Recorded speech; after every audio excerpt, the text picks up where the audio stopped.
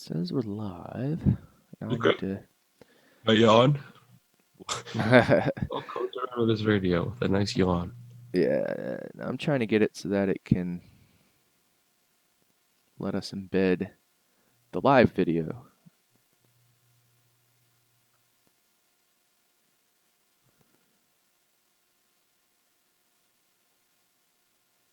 Yeah, we're definitely live.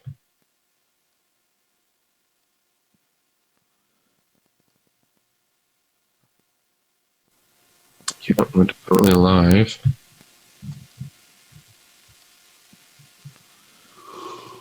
Oh, I gotta quit yawning. Yeah, we're definitely live. Give the people a nice big yawn. Are you in the? I was just for a second. I was trying to grab the embed thing, but it's not showing up on my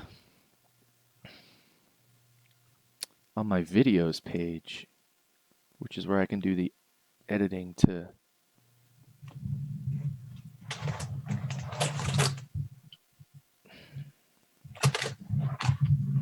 Dashboard. Let's try that. There's got to be some video manager.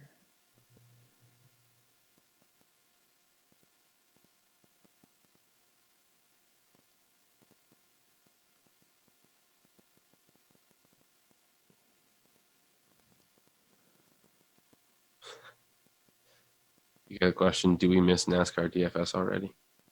It's over, right? Yeah.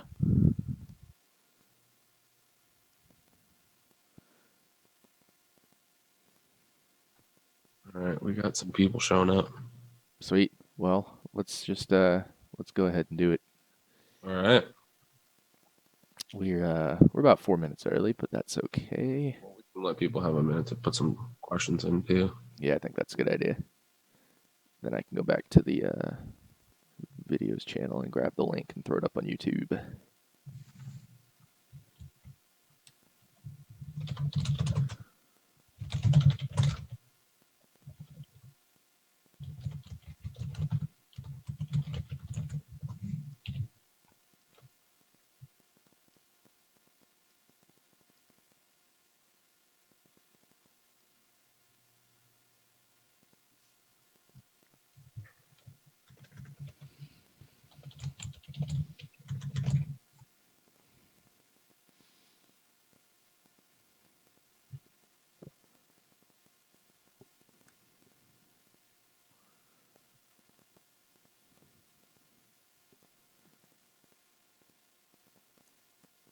All right, I just tweeted out the link.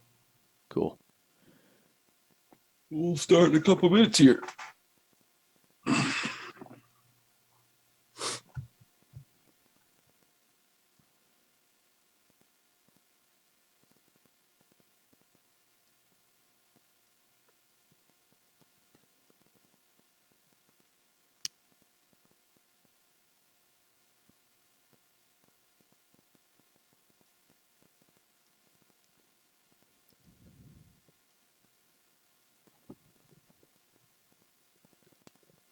Gonna mute my microphone so I don't sound like Darth Vader.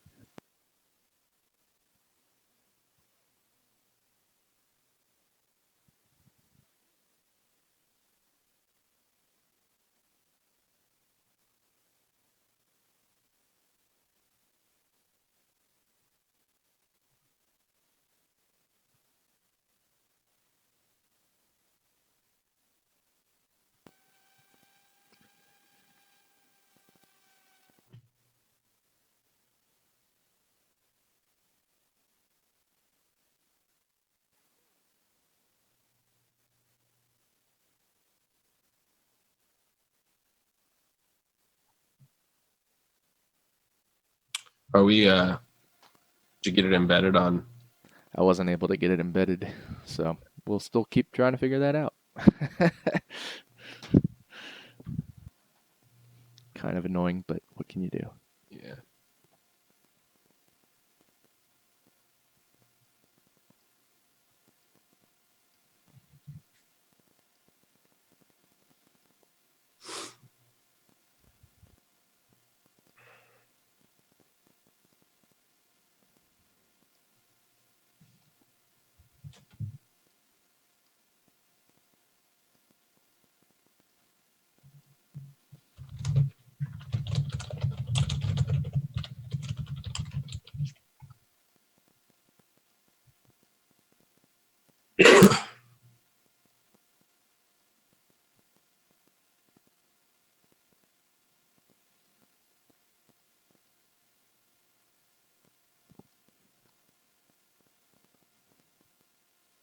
All right, you want to get going? Let's do it. All right, welcome to the RotoViz Live. It says week 7 on there. Week 12 edition of RotoViz Live. Before we get started, definitely, if you haven't subscribed to RotoViz yet, there's already a discounted rate for the rest of the season. If you go through rotoviz.com/podcast, you can get a 30% viewer discount.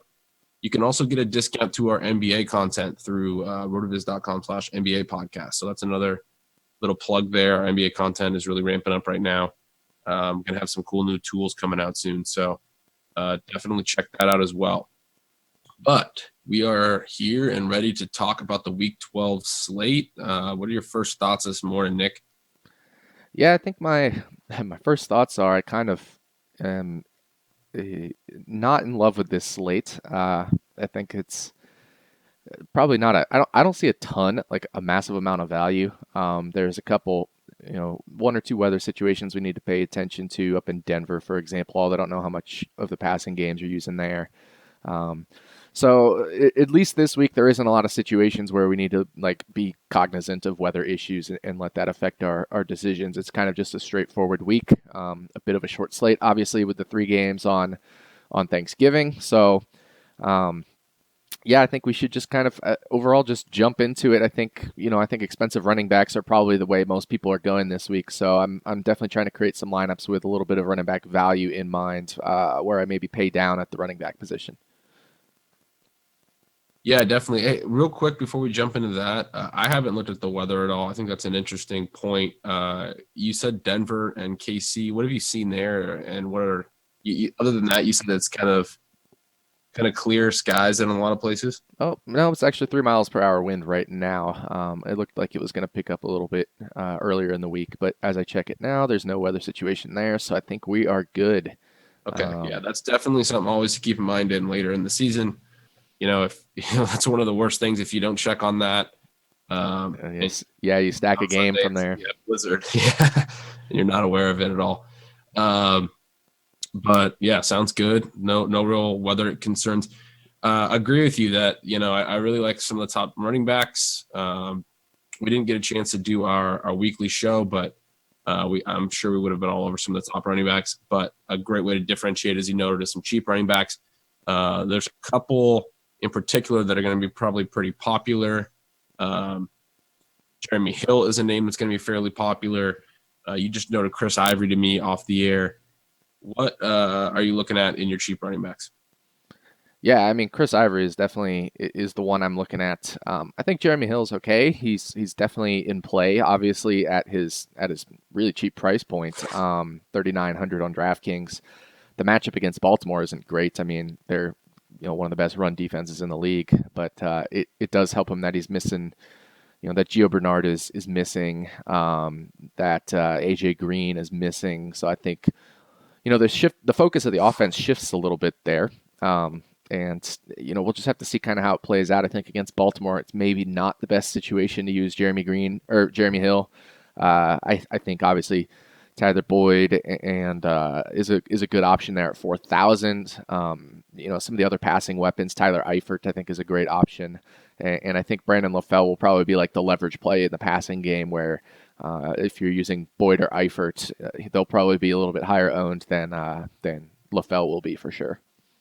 Which of those kind of value Bengals are you considering for cash, or is the big issue there is obviously without Green, without Bernard, two of their big offensive options. Does the offense perform at the same level? I mean, obviously we would expect somewhat of a fallback. Vegas is expecting a fallback. They have a really low team total. Are you comfortable with any of those cheaper options, Ash? I think Tyler Boyd isn't terrible in cash. I don't have him in cash, but I can understand playing him in cash games. So I wouldn't consider Eifert in cash right now. I think there's other directions you can go at the tight end position. And Jeremy Hill, I wouldn't really consider in cash, especially when you've got Chris Ivory, who you're able to kind of plug in for $300 more potentially in cash games. With TJ Yeldon looking like he's going to be out, so. I think I'd probably steer clear from the cheap Bengals options in cash games, although I definitely don't mind Tyler Boyd. I just don't think I'll be on him in cash. Fair enough. Yeah, for me, I'm trying to go up with 3 at least higher priced running backs. I think Rawls is definitely in play, kind of at a mid priced range. Want to get David Johnson in there in cash. Want to get one of Jay Ajayi or Melvin Gordon, who I think is a little bit under discussed this week. I think he should be a little bit more notable, given that he's only at 7,000 relative to Ajayi at 7,600. He's gets more work in the pass game. He's coming off a bye, so I think a lot of times those guys get a little bit forgotten about while they're on a bye.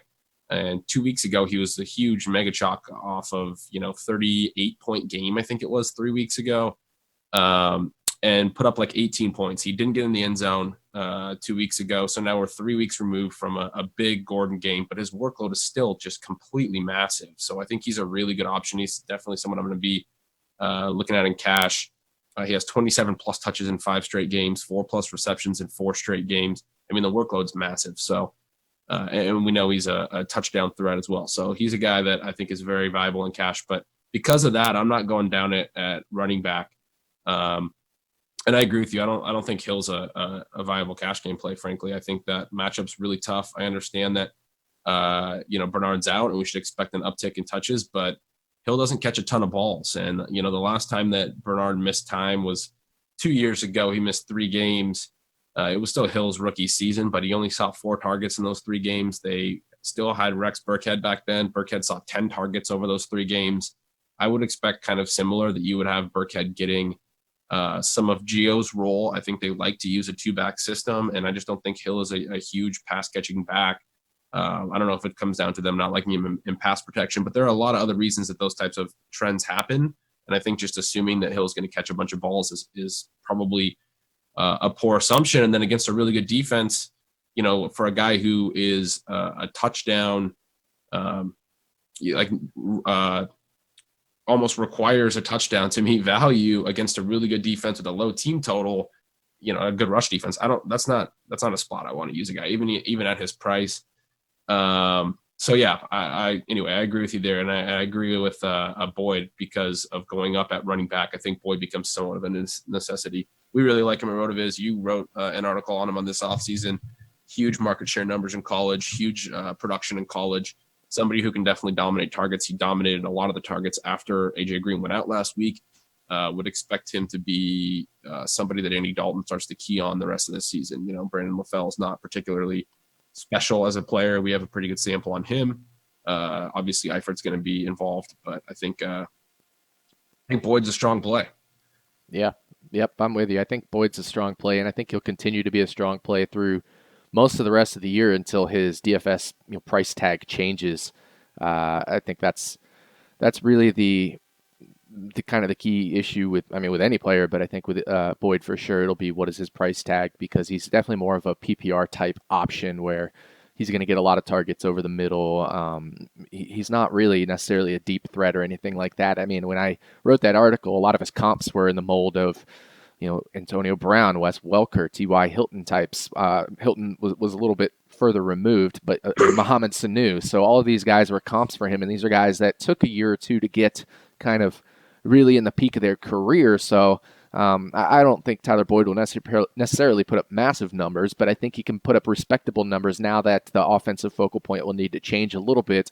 He's got great college production, all the metrics we'd look for, but I don't think he'll be putting up any super monster games just because of the stage of the career he's in, and where the offense is at right now with him just being such a young rookie. I think in 2 or 3 years he could be a wide receiver that's maybe a top 24 wide receiver, even potentially higher. But right now, even with AJ Green out, I don't think he's going to be anything more than that. So he's really a price point play for daily fantasy most weeks.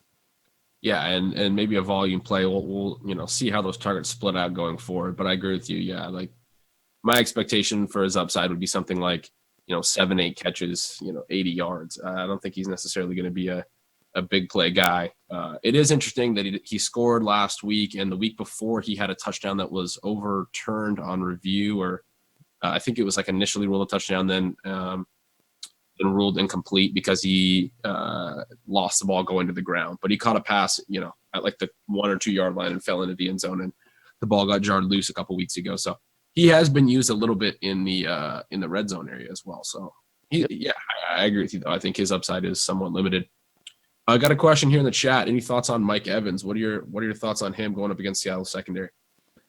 Yeah, I mean, I think Mike Evans going up against Seattle secondary is always a tough matchup, but he's one of those guys who tends to be more matchup proof. He gets a lot of targets. Richard Sherman's a great back. He's not maybe the Richard Sherman he was 2 years ago, but he's still a great defensive back. He's going to pose a tough threat to Mike Evans. He'll probably get most of the Mike Evans snaps, routes that he'll face him on. So it's definitely a downgrade to Mike Evans, but I think that downgrade will probably make him really low owned. So he's just kind of a low owned GPP play for me. He's definitely not in cash game consideration, and I don't love his price point either. So I think that'll definitely keep his ownership down. I think it's interesting this week if we just talk about the expensive wide receivers in general. You've got Julio Jones in a tough matchup with Patrick Peterson. You got Mike Evans, and those are two of your four most expensive wide receivers on this slate. So, that'll definitely depress some of that expensive ownership at wide receiver position and make the expensive running backs viable. So I think that's going to be kind of the common game theory this week is to do that. So I'll look at differentiating maybe by trying to play a lot of the expensive wide receivers. Maybe that means I do take a stab with a Mike Evans, or I take a stab with a Julio Jones, or an Allen Robinson. Some of these guys that I think will be a little bit lower owned. One guy I've been all over is Kelvin Benjamin, kind of, I wouldn't say on the super expensive side, but still a little bit more on the expensive side. I think that's a good matchup against Oakland overall. I think Carolina is going to probably be trailing in that game, and so I just really like Cam to maybe even throw for 300 yards in a game between two offenses that can move the ball and two defenses that are pretty susceptible to allowing pass yards. So I think just the overall strategy this week for me will be, if I want to go contrarian, will be to drop down at one running back slot instead of playing two expensive running backs and pay up at maybe two or three wide receiver slots instead of one or two. Makes sense. I like that. And anytime you can get players like Mike Evans, Julio Jones, I mean, we preach this all the time. When you can get them when it's a supposed bad matchup, and that's going to knock down their ownership a little bit because there are high priced options. I think those make for great tournament plays.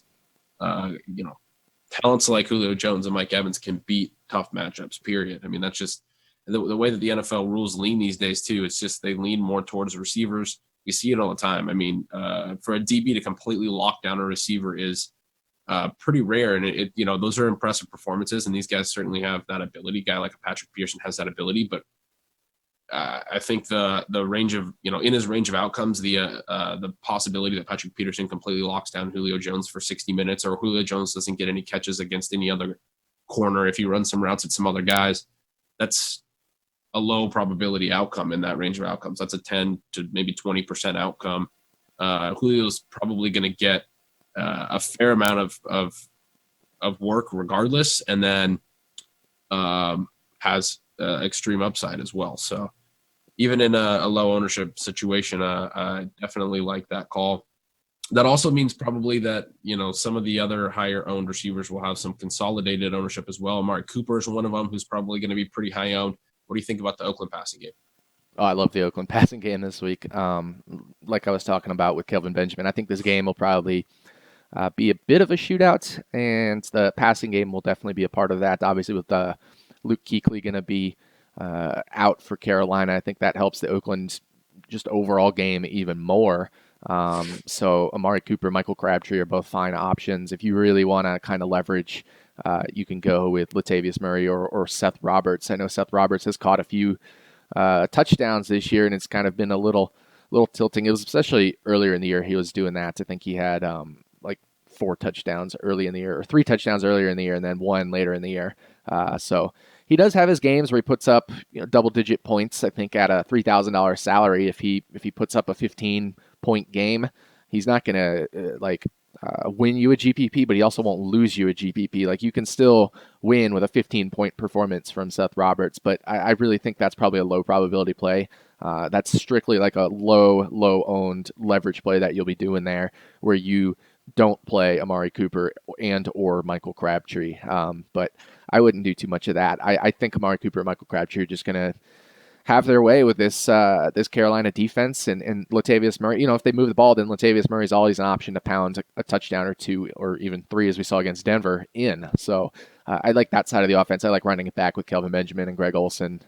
Those guys are totally fine. So I think this is the game I'll probably be stacking the most from a DFS GPP perspective. The guy I'm running it back with, and I agree with all that, but the slight difference I have is the guy that I'm running it back with more is Ted Ginn. He's down at 3,900. He has 33 targets over his last 5 and has added 4 rush attempts over that time. So basically 6 to 7 opportunities a game. He's had 9+ PPR points in each of those last 5 games. So he's been getting used a lot more, still super cheap. Great matchup with Oakland. Hasn't really hit on as many big plays, big long touchdowns this year. So hasn't had the upside yet, but it's still very much there. I mean, I think we know that it's there. So yeah, I agree with you. I like running it back with Ted Ginn too. I didn't mention him, but I think that's totally fine as well. He's just one of these guys. You don't want to run it back with him too much because he's such a boomer bust threat, and he's got a very, very fat tail in the distribution of a low outcome. So don't, I feel much more comfortable going 15-20% on Kelvin Benjamin than 15 to 20% on Ted Ginn. But I think 5 to 10% on Ted Ginn is totally reasonable, and I'm with you there. I'll definitely be running back with him in a few lineups. I just think the Kelvin Benjamin and Greg Olsen are the higher probability plays overall.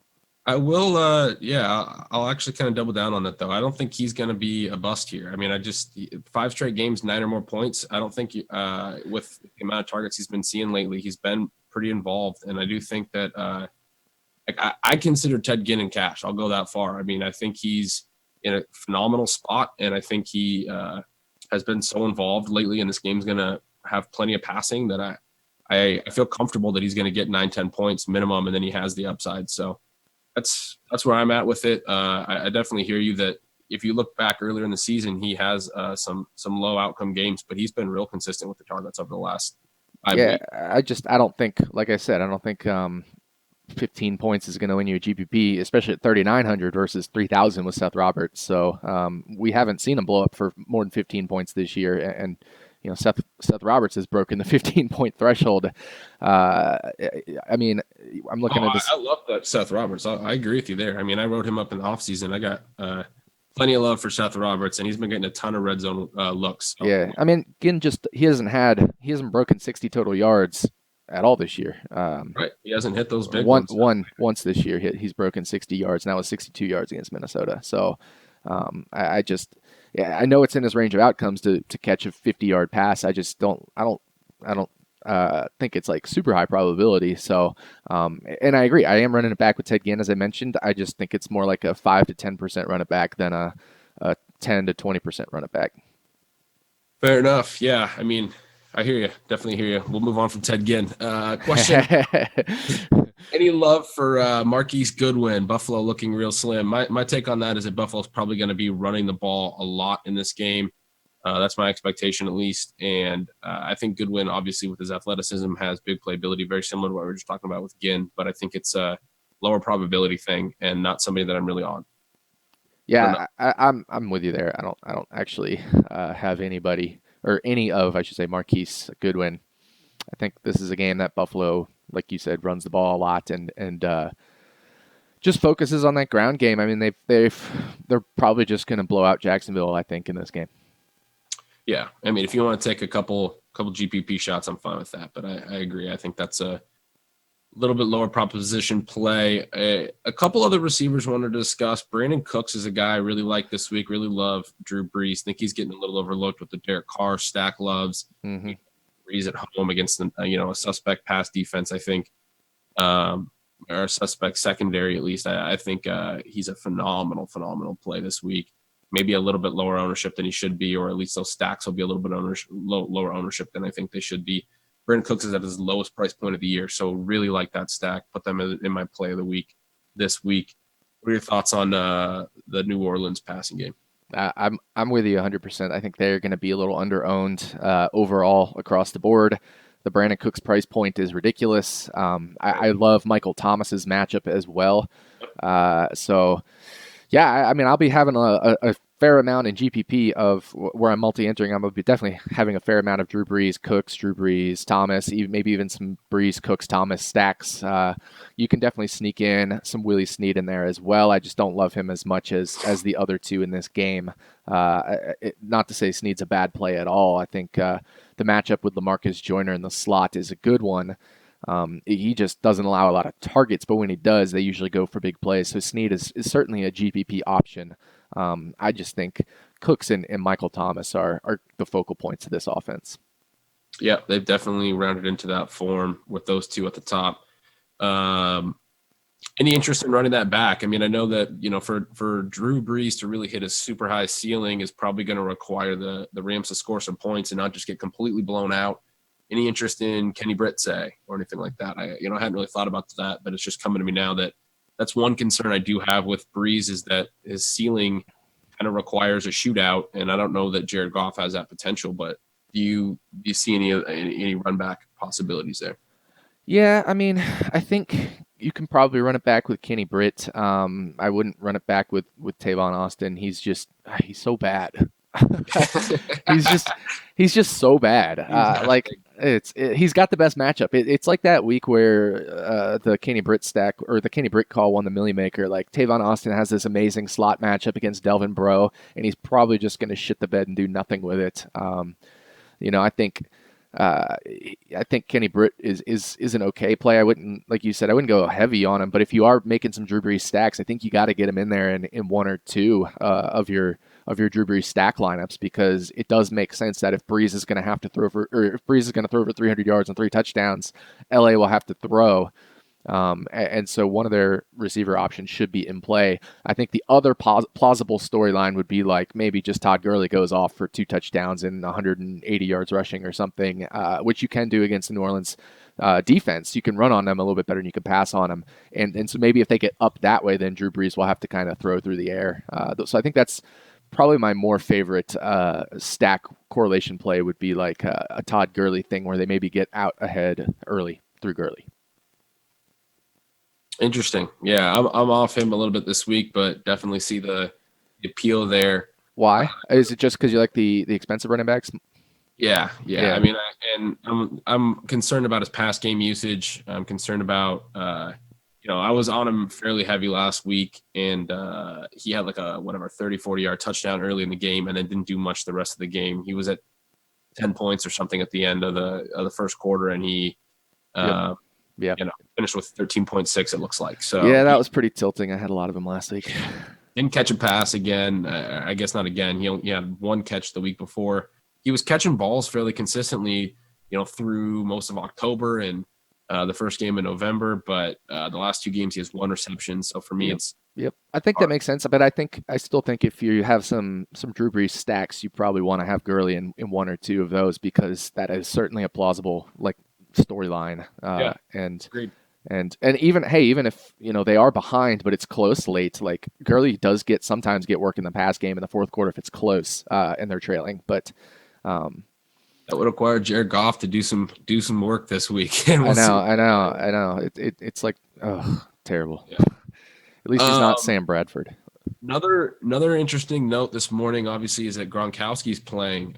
We weren't clear on that necessarily. And I personally was, I saw that he traveled and everything, but wasn't really expecting him to play, frankly, after, the early week reports last week. But he's going to be playing, it sounds like. And it sounds like Chris Hoagland's going to play. So there was some talk earlier in the week of Malcolm Mitchell.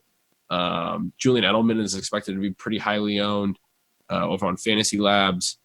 Do you have any change in your thought process about the Patriots passing game? I mean, obviously Deion Lewis is going to probably see some more snaps. They still have James White. Both those guys saw a healthy amount of targets last week. Where are you at with the Patriots options with what looks like a full arsenal this week? Yeah, I mean, I think the fact that Gronk is in definitely changes the calculus of the Patriots offense, of where I think many people were earlier in this week. I don't know how much Gronk will play. It certainly bumps down Martellus Bennett, who was a easy fade last week for me, and he was still like 30% owned or something, and that's why he was an easy fade for me. So the tight end position, I just don't think any player should ever be that highly owned because it's so variable, unless you're talking about Gronk himself. So Martellus Bennett is actually probably an interesting play this week, simply because now I think he'll be like 1% owned, unless people are not up to date on their Gronk news. But I'm not really on Gronk. We don't know how much he's going to play. If he does, he might like play in the red zone or these high leverage situations, and I don't think that leads to 25-point upside that you need from him. Edelman, I think, is still probably the best play, but he still could be too highly owned, even with this Gronk news, just because of the game, the matchup. So I like the New England offense here. I mean, I think obviously they're going to move the ball on the New York Jets, but I don't know which option is going to be any given week. So like I have just like sprinklings of some of these different players.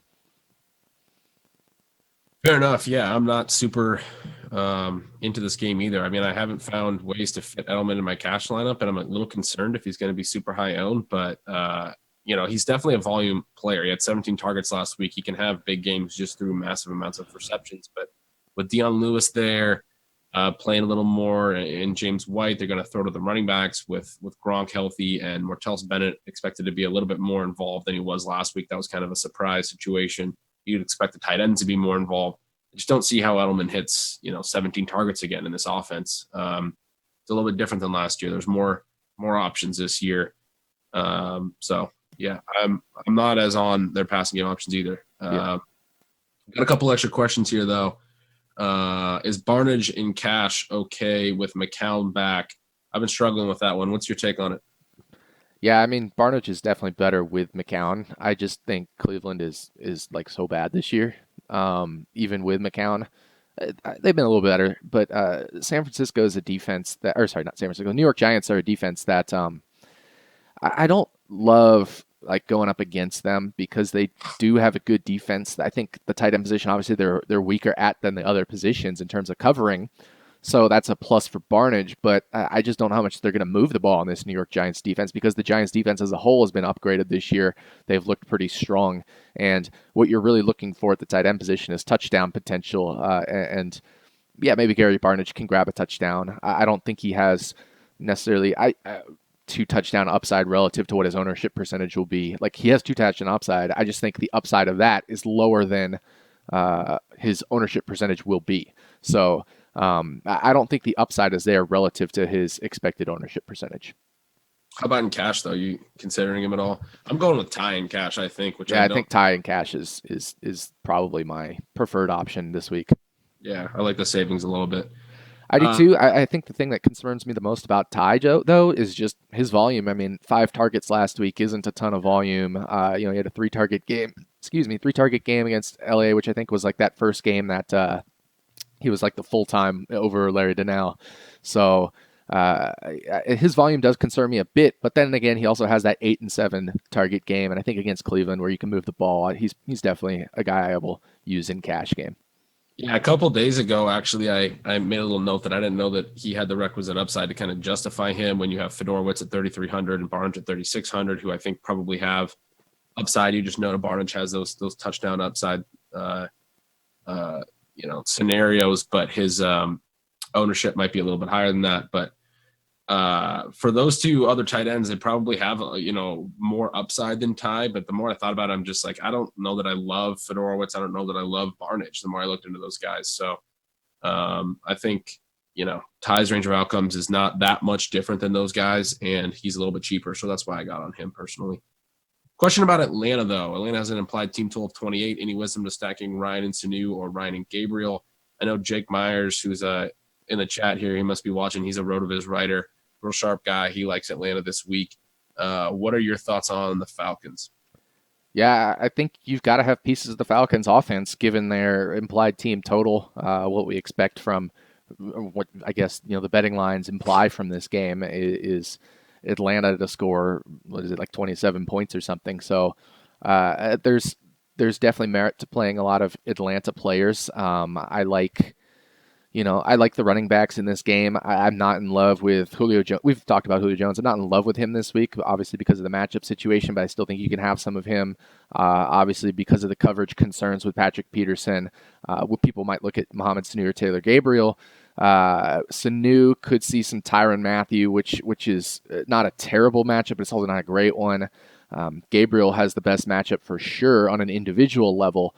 But I think I like the pass catching backs, Devontae Freeman and even Tevin Coleman down there at 4,700. I think those are the pieces of the offense I like.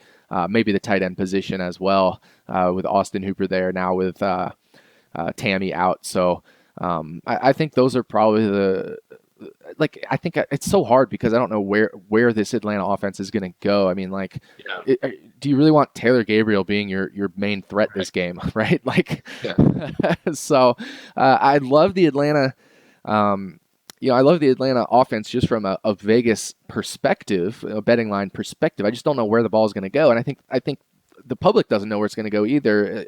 If you look, you mentioned the expected ownership on Fantasy Labs. I think a lot of the Atlanta players are going to be low owned because A, nobody knows where they're going to be. B, they think it's a bad matchup, etc. So, I think when you get low ownership on a team with a high team total, that's a good thing. You just need to figure out where that ball is going to go, and I haven't quite figured it out yet. So I'll probably be stupidly jamming some Atlanta players just kind of blindly into my lineups, which I don't think is as stupid as it sounds, but I just don't know where this ball is going to go this week. I've been kind of gravitating towards the running backs of Coleman and Freeman. Yeah, I think that's probably the best assumption, right? If Julio Jones has a bad matchup earlier in the year when this offense was efficient, what we saw was basically those three guys as the main weapons in the offense. And, it's weird to think of it as, two running backs as two of the top three weapons in the offense and then one receiver as opposed to maybe a running back and multiple receivers. But that's kind of how they were using them. They're using Coleman a lot in the passing game as well as Freeman in the passing game. They used Coleman on some downfield routes where he had some big games. He caught some balls that, would have more air yards probably than a lot of running back targets. I know against Denver in particular, he caught like a 30-yard TD pass or something like that, 40-yard TD pass on like a deeper route. So I think, yeah, I'm with you. If Julio is not your guy, and I think you could definitely play some Julio, but he does have that tough matchup with Peterson that the running backs are really good options, both of them. And I think you could, if you want to get crazy, I mean, they have a high team total. I think you could play them both in the same lineup. We've seen where both of them have been top 5 players in the same week before. Yep. That week against Denver. Yep. So not something I love, but it's definitely something you can do. They're both good contrarian options for sure. How about Lamar Miller? Saw a nice volume last week. San Diego's giving up 8.9 targets per game against running back. That comes from our boy Jake Myers as well. What do you think about Miller? Lamar Miller against San Diego, I think, is a good play. He's always a volume play in that fast-paced offense, which this year has been even faster than a Chip Kelly offense. So that's kind of an interesting note there. But he's always a volume play. The question is, can they get the ball in the end zone? And if so, will it be with Lamar Miller? That's really been the big question with Houston this year. I mean, he only has 3 touchdowns, and that's because Houston hasn't put up a lot of points this year in general. Brock Osweiler is not good. So again, I always use a couple things that Jim Sonis from Numberfire posts, but one of the best things to having running back upside is having an efficient quarterback. So I think the question we need to ask ourselves with Lamar Miller this week is, can Brock Osweiler be efficient? Maybe he can. San Diego isn't necessarily the best at stopping the pass game either, so maybe this is a really good situation for Lamar Miller. Now, I'm not advocating for Brock Osweiler, but I think if he can get the ball moving, that helps Lamar Miller's touchdown equity. So, I think Lamar Miller is certainly in play this week. Yeah, I think there's been enough weeks for me where I really liked Miller coming into the year, really like his talent. Thought he was obviously misused last year in Miami, as a lot of people did. And there was a lot of weeks so far this year where I've been like, okay, his price has dropped. I mean, his price started out at 7,000 at the beginning of the year and moved up a little bit, was in the 7,000s for the first month and was down in the low 6,000s for a while, dropped below 6,000 last week. Now it's back up. No, still at 5,800. So, you're getting him in a really cheap spot, but there was a lot of points in there where I was thinking, okay, Lamar Miller, too much work. too high of an upside play here to not play in at this salary range, and I was putting him in a lot of lineups, and he's had a lot of underwhelming games in this offense. I think it's a lot of the reasons you just said. The offense doesn't move the ball a ton. It bothers me that they're home underdogs in a reasonably totaled game, but that gives them a lower implied team total. I think this is just from a betting side. I think this is a spot where I want to bet Houston. I think even straight up, I think they could win this game. Fair enough, but in terms of we love home favorites, and then there's road favorites, road dogs, home dogs. In terms of those four outcomes, I'm pretty sure it's home dogs that have the worst outcomes for running backs. I think that's the spot that you tend to avoid.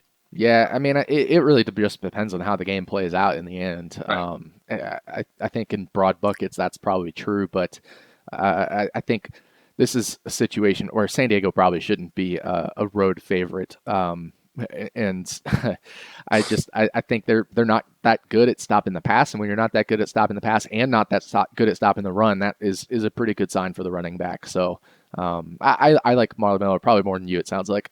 Yep, fair enough.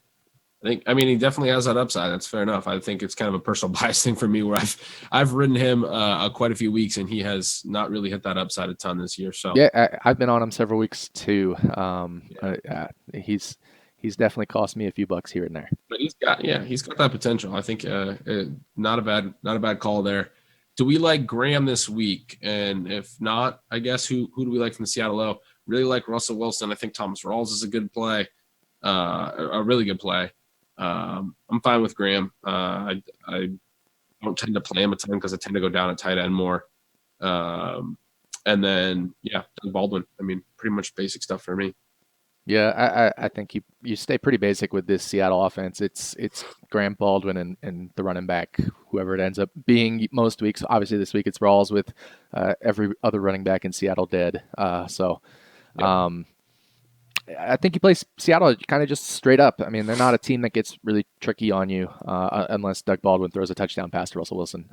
But other than that, like in terms of fantasy options, they're pretty straightforward. You can have Graham. I wouldn't go bananas on him, but I think he's totally a fine play. 10-15% owned. I think is what he'll be, in the field, and I think that's probably a fine exposure to him as well. So I don't think I'll necessarily be over or underweight on him. Agreed. Yeah, I think that's fine. All right, question. We got the inactives rolling in here. I was just checking them, and it looks like Laramie Tunsil is going to be out now, or he's not looking good, according to Armando Salguero of the Miami Herald. Earlier this morning, it was sounding like he was expected to play. And then a question here with Pouncey out and Albert out, and now Laramie Tunsil also out. Is Ajayi still as good looking of a play? I mean, he played without those guys last week and was all right. But I do think that he's a little bit higher owned than I think he should be, because I think at 7,600 with Melvin Gordon at 7,000 in particular, Melvin Gordon's a guy I'm looking at and going, a couple weeks ago, everybody was all over this guy. He has that same massive expected workload.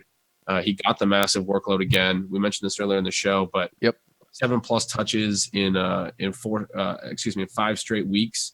I'm taking that 27+ touches in 5 straight weeks, 4+ receptions in 4 straight. I think that's a dude. I'm totally with you, man. I'm 100% with you. I mean, I know we've disagreed in a few calls so far this week, but this one I'm 1,000,000% with you. I think Jay makes a great GVP. Like maybe not fade, but like being pretty heavily underweight on him. At the matchup with San Francisco is still a great matchup. But like if he's going to be 20-25% owned, somewhere in that ballpark, maybe even up to 30% owned, just because of the matchup alone, why not have him like 10% or something like that? I think you still have to have exposure to him because he definitely has upside, but I think his upside is dented by all of these missing pieces he has. And Ajayi is going to be better with his best lineman in there. So he doesn't have his best lineman. This is some of the things that I think sharp players take into account is these situations and adjust their exposures accordingly. So I'm 100% with you, Ben.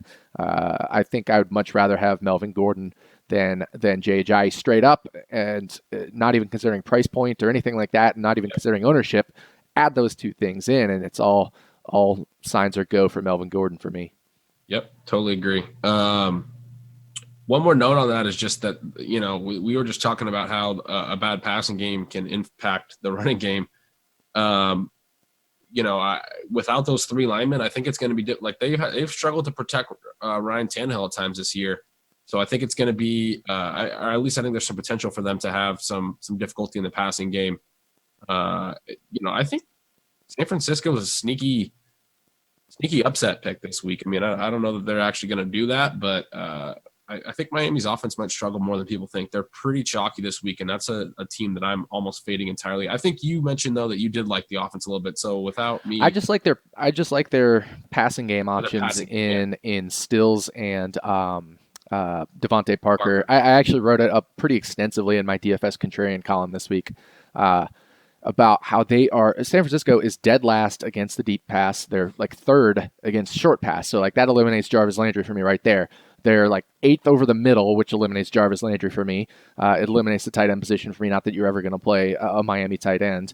And then they're like terrible on the outside. So I mean, it's everything is pointing to this San Francisco defense is a defense that is actually pretty good over the middle against the tight end, against these slot routes that run over the middle, and these shorter, especially routes over the middle, and not very good against the deep pass. So whether it's the safety help over the top or the cornerbacks themselves, for whatever reason, San Francisco just is so bad on outside deep balls, and that's where both Parker and Stills live. So I think they're both good plays this week. Yeah, definitely.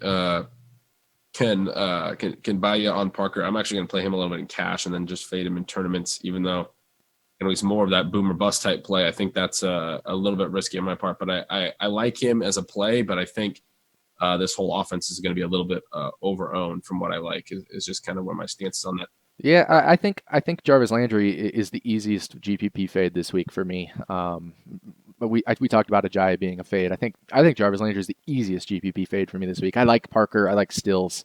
I will probably be overweight on Stills because I don't think he'll be more than 2 or 3% owned. I'll probably have him between 5 and 10%, probably closer to 5%. But I still think that'll be overweight on him. So it's not like I'm going bananas on Stills. But and then Devontae Parker, I think I'll probably be. I don't know where he'll be this week. I think he could probably crack 15% ownership, and I think I'll probably be in that same range, maybe slightly less. Good stuff. Looks like Jimmy Smith's going to be inactive against the Bengals. I don't know if I realized that he was going to be out, but I think that's an interesting note for, I guess, probably for Brandon LaFell more because Smith is the more side receiver. Got these inactive. Travis Benjamin's going to be active. I think the Texans DBs are really good. We've mentioned Tyrell Williams a few times this year. Really like him as kind of an underrated wide receiver one, but obviously Benjamin being active is not ideal for him. The Texans secondary is good, so he's not somebody I'm really on this week. I don't know. Are you on Tyrell Williams at all this week? No, not really. I actually don't think I have a lineup with him at all, which I think with Tyrell Williams' upside is probably a mistake on my part, but I don't think you can get exposure to every single player you want to get exposure to some weeks as well. Yeah. So I think he's a good guy to. I think he's a good guy to just have zero on.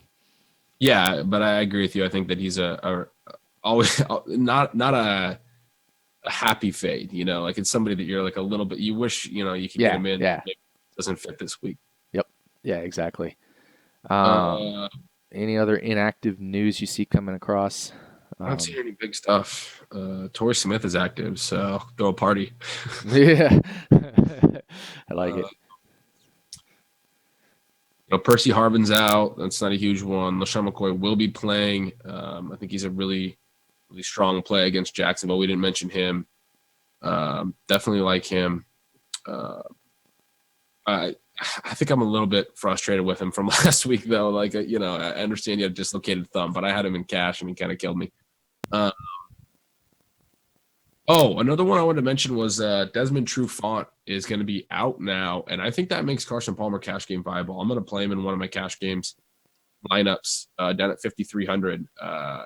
This Atlanta pass defense, he's certainly their best corner. They struggle in a couple other spots in their secondary. And I think that Palmer is an interesting option this week. Fitzgerald is an interesting option this week. And at 5,300 in particular, like if you need to save a little salary, I think he's my favorite cheap quarterback to play now, because I think that in a high total game that this has some potential for Palmer to throw a couple touchdowns. Yeah, actually, I'm right there with you. I think Trufant being out really helps Arizona in the pass game. I actually don't think they necessarily have a bad wide receiver. I mean, I think Michael Floyd's terrible. He already should have broken out at this point in his career to be something, and he hasn't. So I kind of just avoid him forever. But Fitzgerald, John Brown, even J.J. Nelson, I think can be plays in this game to stack with Palmer if you want to go the GPP route. And then I love Carson Palmer and cash. They'll move the ball. The biggest question is, will Arizona be able to move the ball back on, or will Atlanta be able to move the ball back on Arizona in terms of a GPP perspective to create upside? I think so. Vegas seems to think so. So yeah, I think that can even make Carson Palmer a bit viable in GPPs, but I don't love his upside this year simply because he hasn't really shown it this year yet. He's struggled. Yeah, this whole pass offense has struggled. He's not the player of last year for sure. But I do think with that price all the way down at 5,300, he gets interesting for sure. Have we got final word on TJ Yeldon? I haven't seen that. All right, let me Twitter this. You really dig in Chris Ivory if Yeldon's out, right? That's kind of yeah. Ivory had 6 targets last week, and they all came after Yeldon was out of the game. So that was kind of interesting. Oh, looks like TJ Yeldon is suiting up. So that definitely hurts Chris Ivory shares there. But as Adam Levitan points out on Twitter, it's unclear if Yeldon is active or active with the air quotes. Right. So it makes it definitely a dicier situation. I think obviously I was eyeballing Chris Ivory in cash games potentially. Not the case anymore. So you can't really play Chris Ivory in cash when TJ Yeldon is active against against the Buffalo defense that isn't great against the running back position, but they're not terrible either. I think the expensive running backs are the way to go this week in cash games now with that news. Yep, I'm with you there. That's kind of my move. We didn't really discuss Rawls very much, but he's kind of a mid-price. But I think you're kind of pulling him in there, mentioning the expensive backs, right? Yeah. I think Rawls is kind of in that mid-price range. So I kind of just consider that anything that's not like the super elite tier, the mid-price range. So like the Lamar Miller, Todd Gurley, Thomas Rawls, they're all right there at basically the same price point. I think they're just all like mid-price guys. Yeah, definitely. All right. One guy I wanted to mention that completely screwed me last week was Isaiah Crowell, and I'm probably gonna go back to the well this week because Chris Ivory's right there. You're gonna go back to the Crowell? Ha! Nailed it. Yeah. Jeremy Hill is also 3,900. So I don't like Hill. I think I just prefer Crowell straight up, and I think there's some possibility that this offense moves a little better with McCown in. And he's been poor for quite a few weeks. He's going to be super low owned, so I think maybe in a few GPPs he's interesting there. Yeah, I agree with you. I think I didn't have as much I think as you did, but I certainly was overweight on him, and that wasn't fun watching him do nothing. Any final thoughts for you? No, I think that's it. I was really just waiting on a couple of those inactive news pieces. I think the Ajayi fade is probably with the breaking news around his lineman is a very sharp play. So fading him in GPPs will be not fading him 100%, but like just maybe playing him 5 to 10% when you were originally going to play him 25 to 30% is a sharp play. Yep, behind that, I think. Actually, one guy we didn't really mention that I'm going to also throw a few GPP shots at, kind of a sneaky play this week, I think, is Brandon Marshall. He has really struggled for like 5 weeks straight.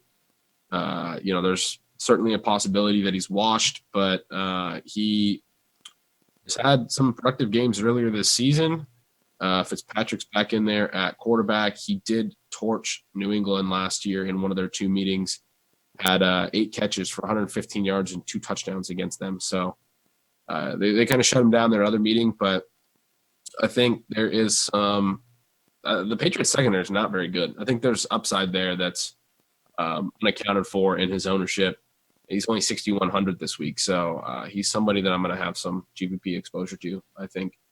Yeah, I think that makes sense. Nothing for you, but he very well might go off. Yep. What was that? I was just agreeing with you. Oh, nice. Yeah. You like it too? Yep. All right. Good stuff.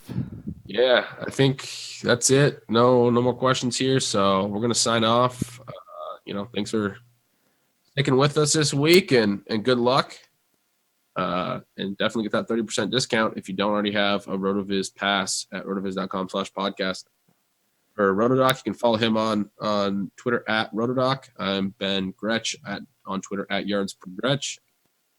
Tune in, guys.